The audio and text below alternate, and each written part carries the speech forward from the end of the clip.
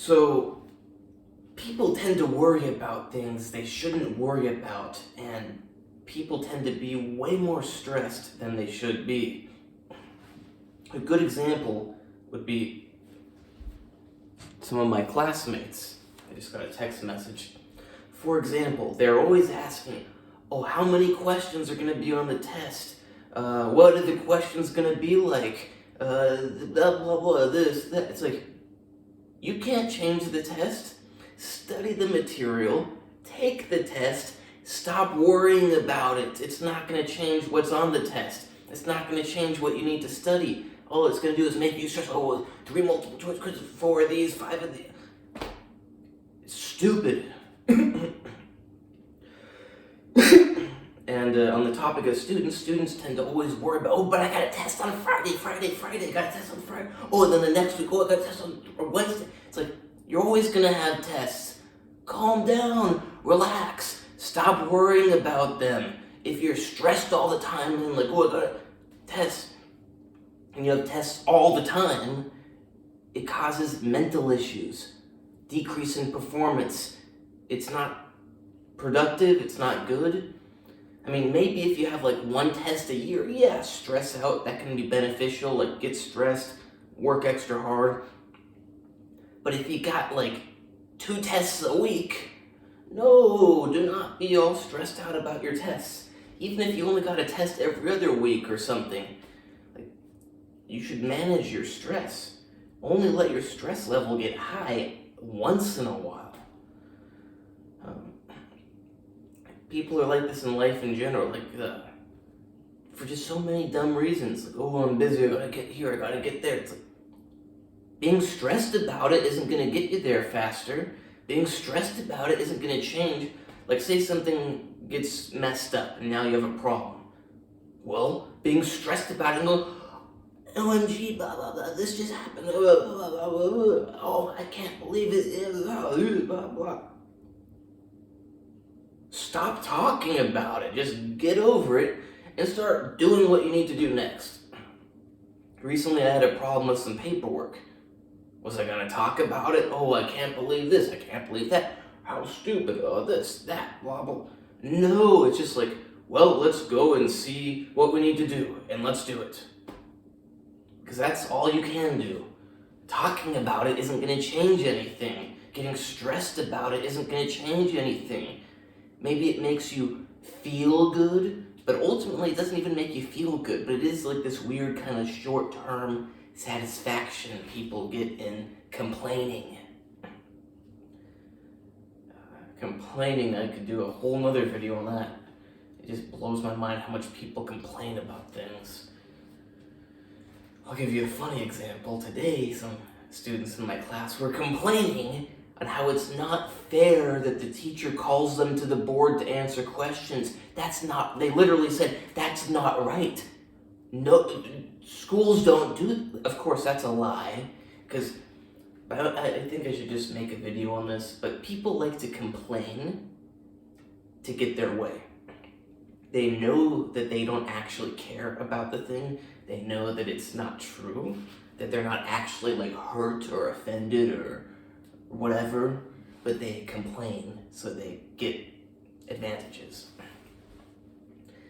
Like not having to go up to the board and show that you don't know how to solve the questions. But yeah, don't do things that are just going to waste your time and increase your stress level.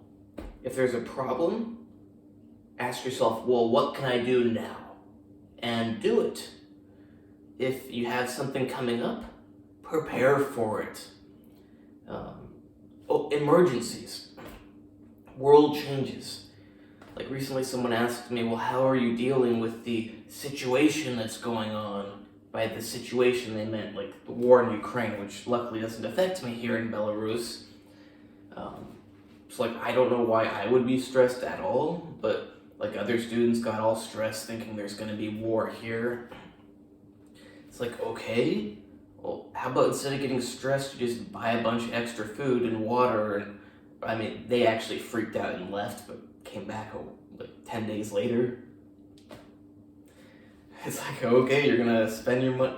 I mean, yeah, sure, maybe if war happens in that 10 days that you leave, you're good, but what happens if it happens on the 11th day, the day after you come back? You can't run away from everything in life. Of course, at a certain point you should leave.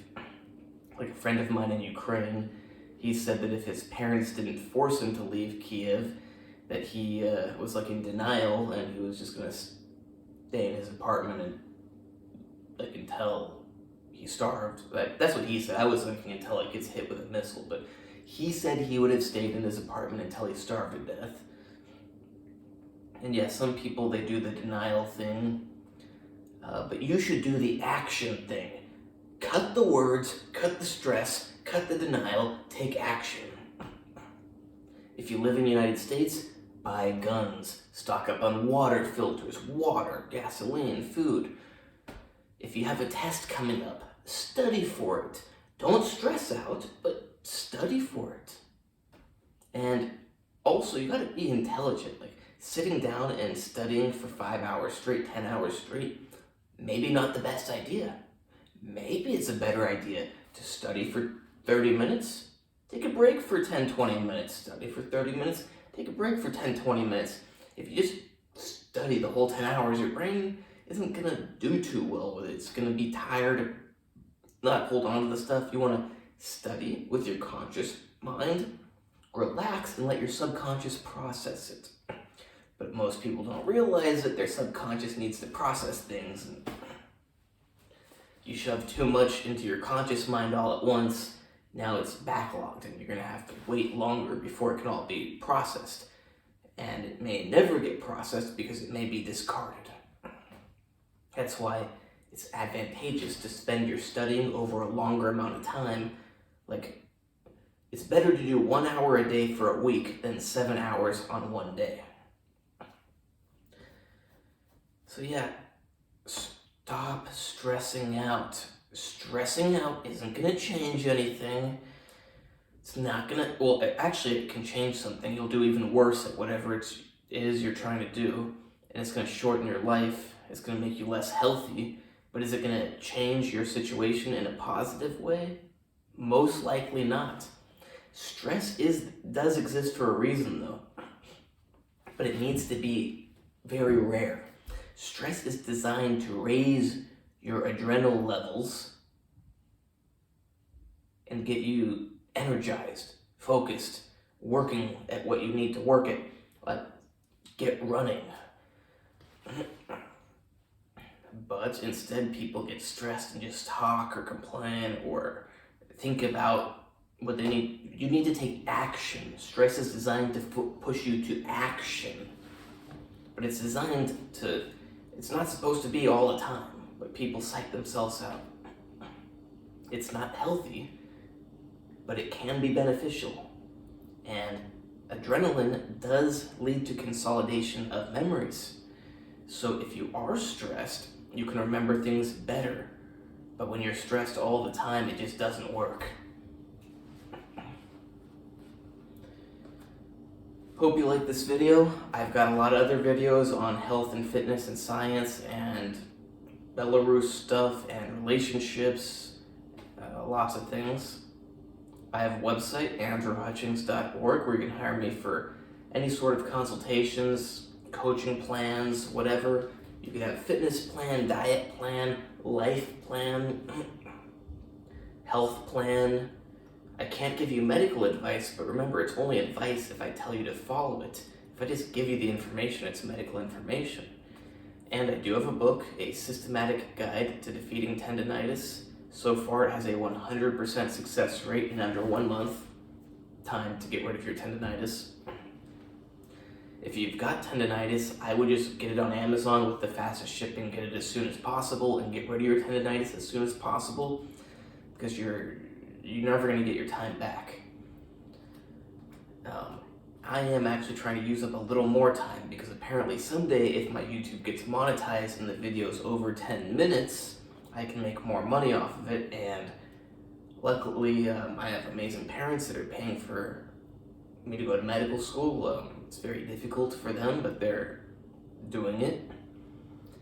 And I would like to help contribute but I don't have a job because I'm in medical school and I don't have time for a job. So I do hope my YouTube gets monetized, and I have an Instagram, natural_true_fitness.